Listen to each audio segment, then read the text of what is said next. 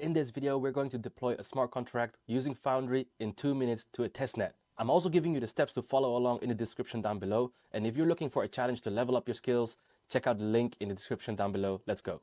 Open up your code editor from your PC's terminal. Open the terminal inside your code editor and run forge init. Let's delete all the files that we don't need and create a new file for our smart contract. I'm using the contract EtherWallet from Solidity by example. Come back to your terminal, run forge build, compile the contract. Awesome. Next, we'll run the forge create command to deploy to a live testnet role Sepolia. Type dash RPC URL, and now we need to pass the RPC URL. You can go to chainlist.org, over here, search for scroll, include testnets, and over here you can find some RPC URLs. I'm going to go ahead and copy this one, paste it, say dash interactive, hit enter. I need to pass the private keys that's associated with my wallet. Make sure no one's watching when you pass your private keys. Go ahead and paste it, press enter. Awesome, we've deployed to scroll Sepolia. You can go ahead and check this out on the scroll scanner. Go to Sepolia, scrollscan.dev, you can paste transaction hash, and over here you can see only 36 seconds ago, we deployed our contract with this contract address to scroll Sepolia. Now, when you pass your private keys, it's always good practice to delete your terminal's history. So if you press the up arrow right now, it doesn't show you the previous commands. Make sure you also delete your bash or zsh history file. In the next episode, I will show you